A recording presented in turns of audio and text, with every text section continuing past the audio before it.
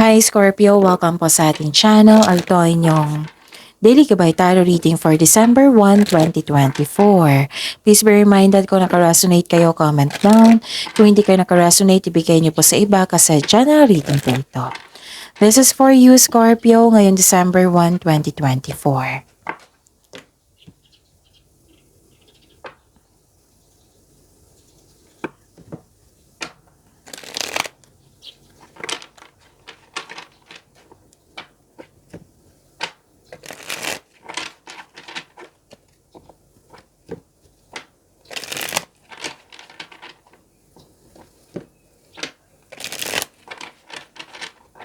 Para po ito sa inyo Scorpio ngayon December 1, 2024. Maraming salamat po sa inyong patuloy na suporta at maraming salamat din po sa mga hindi nag-skip ng ads. Gamitin ang reading na ito bilang gabay lamang. Sa mga hindi pa nag-subscribe, subscribe na po kayo at click bell notification para malaman nyo na may bago tayong video. Para sa mga gustong magpa-reading po, may lumabas dyan sa screen nyo ngayon. Panoorin nyo po at sundin ang instruction. Calling the attention sa mga suki ko dito na Scorpio, open na po inyong Monthly Gabay Tarot reading for December 2024. May 6 months from now reading tayo at love life reading po. So message me Scorpio for schedule. Maraming salamat po. Spirit's Guide, mga ganap po para kay Scorpio ngayon December 1, 2024. Need 3 cards po.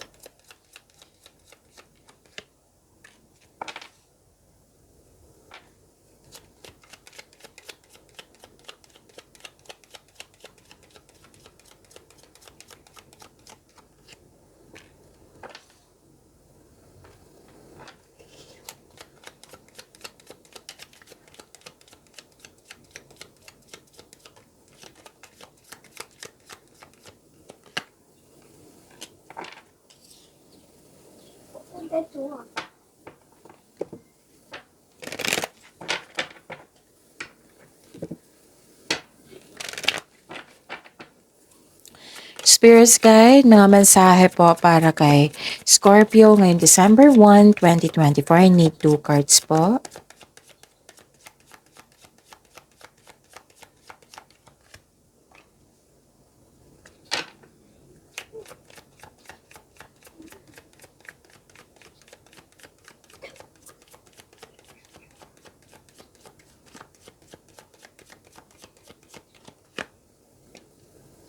Okay, Scorpio. Ngayong December 1, 2024. May nakita ko dito may naalala kayo sa isang tao na nagkaroon kayo ng loss of connection. At nakita ko dito may harvesting. Wow, pwedeng literal ito na harvesting. Pwede din yung nagbigay kayo ng serbisyo, nagbigay kayo ng serbisyo at binigyan kayo ng bayad. Ganun. Pwedeng sweldo ito. Pwede din na return investment. Pwede yung mga produkto na tinanim nyo. Tapos ngayon, fast moving na. Pwedeng may ganap na ganyan. Nakita ko rin dito na mas lumawak yung ambisyon mo sa buhay. Yung nag-update ka dito sa goal mo sa buhay, kung saan ka na. Nagkaroon din ng time for reflection. Mataas din yung intuition nyo ngayon. May nalaman kayo na may tao na hindi totoo sa inyo. Nakikita ko dito na may dalawang card na po nagsabi dito na may parating na pera sa inyo. Which is, pwedeng check ito or cash. Oo, na expected nyo rin ito. Pwede din news or information na makapagbigay sa iyo ng malaking pera. Nakita ko rin dito na dalawang card na kasi nagsabi dito na may malaman kayong isang katotohanan na yung nalaman mo yung totoong intensyon ng isang tao sa iyo. Kasi nga, malakas yung intuition. Dalawang card na nagsabi niyan ha. So make the best choices. Maaring may dumating na opportunities. So ang sabi ng card dito, make the best choices. And keys to goodness. Wow. You're sharing your kindness to everyone. Spirit's Guide. Ano po yung energy ni Scorpio ngayon December 1, 2024?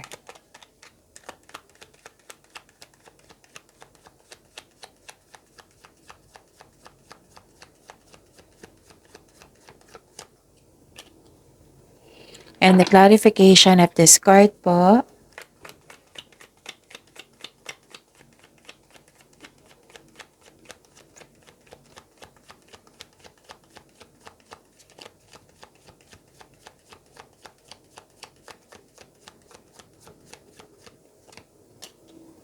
Okay.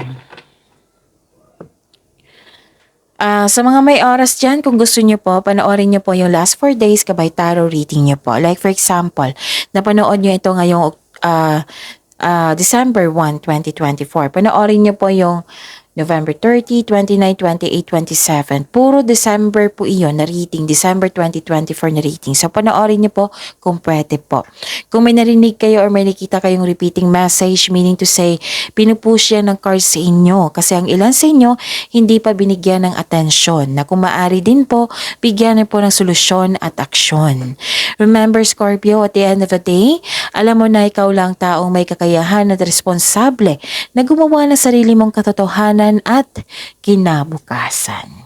So, ano yung energy mo? Scorpio. Nakikita ko dito na nagkaroon po ng disappointed kayo sa isang tao kasi nag-expect ka sa kanya, may high hopes at expectation ka sa kanya na hindi niya nabigay. Pwede din itong taong ito nag-promise sa iyo tapos hindi niya tinupad. So, na-disappoint kayo. Pwede din may concern kayo sa isang tao na biglang nagbago. Yung dati, ang bait-bait niya, ngayon, ang salbahe na. Example yan. Basta bigla siyang nagbago. At least na-found out mo na hindi siya totoo sa inyo. Which is lumabas sa inyong oracle cards at dito sa tarot cards nyo. Okay? May tao rin din dito na hiningan mo ng tulong pero tinanggihan ka. Hindi siya handang magbigay ng tulong. Pwedeng na nagtampo ka sa kanya. Pwedeng natagpo, nag-disappoint ka sa kanya. Baka hindi siya handang magbigay ng tulong, baka hindi niya ugaling magbigay ng tulong. May ganyan. Pwede din, kailangan din niya ng tulong ngayon. So, pag-intindi na lang. So, yun. Hindi lahat ng request natin mabibigay ng ibang tao. Kasi may dahilan din yan. So, wag niyong sanang i-waste yung energy niyo kasi kung magsistay yan sa inyo, magkakaroon yan ng blockages. Paano makakapasok yung blessing sa inyo? So, pagsikapan nyo, i-process yung nararamdaman nyo. Okay? Kasi nakita ko dito dahil sa nagtampo kayo, na-disappoint kayo sa kanya, you are feeling trapped, nagkaroon ng restriction, na-stuck ka sa sitwasyon mo ngayon. Parang nakatali ka sa isang bagay, sa mga nangyari, sa isang tao, at ikaw ay nahihirapan. Na-stress kayo dito. Parang nakaramdam kayo na nakulong kayo sa isang sitwasyon na hindi na ayon sa inyong landas. So, ang sabi ng card dito, alam mo na dapat palayain mo yung sarili mo. Humingi ng tulong kung sa tingin mo naiipit ka na. So, this card asks you to change something para ikaw ay makawala at makahinga. Palayain mo yung sarili mo. Kaya nga sabi ko kanina sa inyo na i-process nyo yung nararamdaman nyo. Kasi mag-create yan ng blockages, yung disappointment. Ang susunod ng disappointment, sama ng loob na. Okay? So, wag niyong pahirapan yung sarili mo. Help yourself. Okay? Move forward tayo. Ang sabi ng card dito, step forward towards to your goal, trust yourself, and be patient. Ang prosesong ito ay nangailangan ng pasensya at tiyaga. Magagawa mo ito, Scorpio. Parang nagsasabi ka dito na gusto mo umalis na hindi. Parang baka nasabi mo lang yan kasi nag-overthink ka. Alam niyo naman kung overthinking, mahirapan kayo niyan. Pero din may naalala kayo sa nakaraan na hanggang ngayon hindi kayo makamove forward, feeling stuck ka. Forgiveness ang kailangan dito, acceptance, let it go, forgiveness, and heal yourself. Okay? Okay. So, yun. This card tells you na humingi ka ng guide kay God para mapalaya mo ang sarili mo sa nararamdaman mo ngayon. You deserve to be happy, Scorpio. Please help yourself, okay?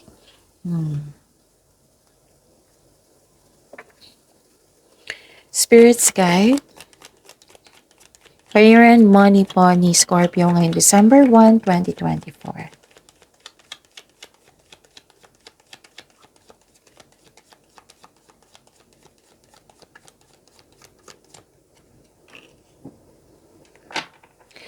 And the clarification of this card po.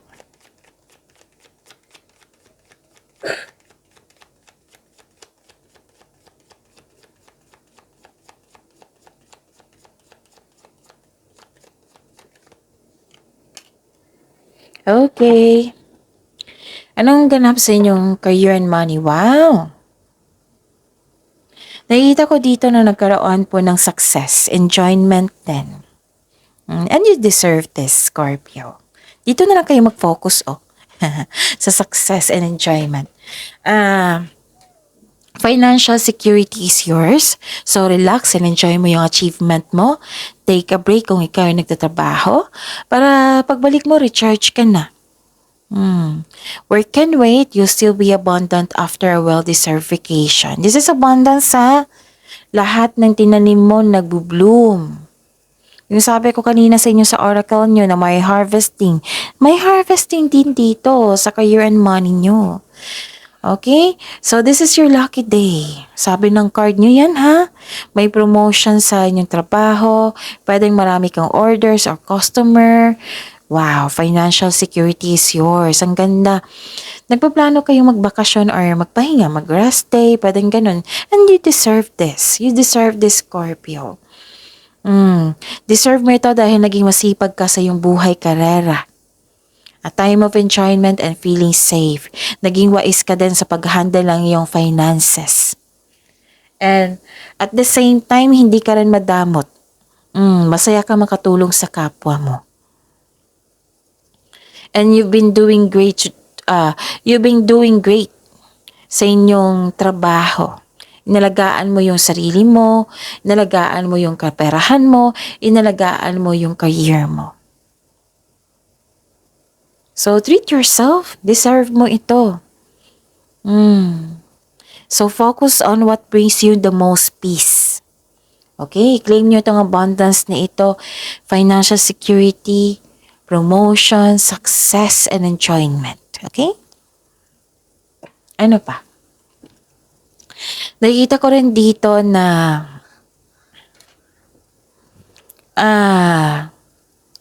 lumabas dito yung disappointed kayo you felt defeated kasi may delay. Pwedeng delay sa paggawa ng desisyon, delay sa pag-uusap, delay sa hinihintay nyo. Oo.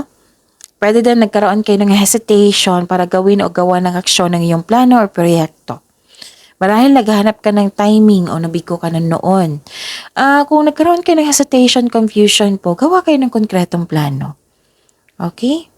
At saka, ilan sa inyo ayaw nyong umalis sa comfort zone? Kasi comfort hindi ko kayo masisisi kasi comfort zone yan. So, ang sabi ng card nyo dito, be confident, magkaroon ng pasensya, mag-build kayo ng solidong plano na magkaroon kayo ng confidence at alamin mo kung ano ang pumipigil sa iyo. Take risks, we need to move out from our comfort zone. Success starts with every challenge. Wala pong success sa comfort zone. Sa labas po meron. Okay? So, pag-isipan niya ng mabuti, Scorpio. Spirit's Guide, Love Life, Self-Love, Partnership, and Romance ni Scorpio ngayong December 1, 2024.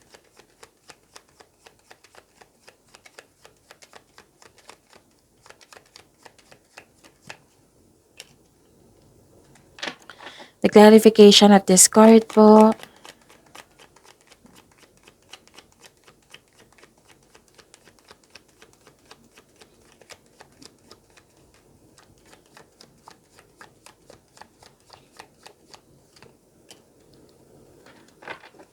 Okay. Maraming salamat po sa patuloy na tiwala, suporta sa ating channel. At maraming salamat din po sa mga hindi nag-skip ng ads. Wow, may recovery, may healing po dito.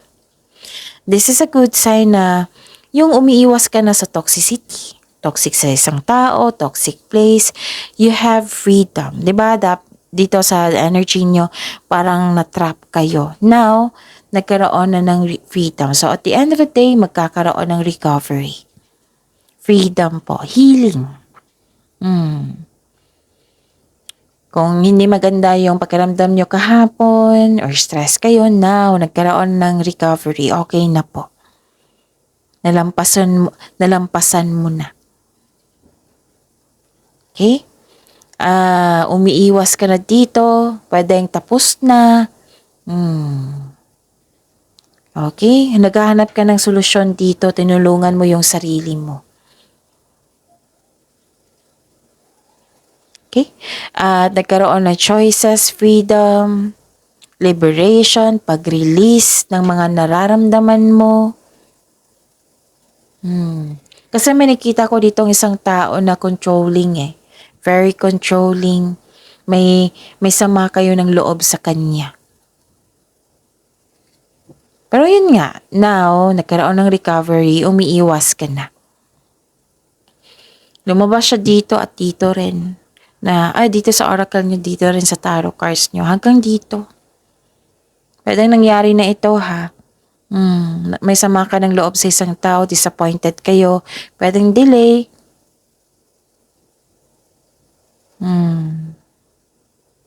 Pwedeng nagkaroon ng delay sa mga plano in terms of future plans. You felt trapped ngayon, pero don't worry, may healing po, may recovery. So, ang same pa rin yung advice ng card nyo dito. Na you should accept and move forward. Kasi hindi na yan ma-change yung past nangyari na yan. Kunin mo lang yung wisdom doon, learning sa nakaraan, learning journey mo. Para magamit mo sa present. Na may iwasan ang dapat iwasan.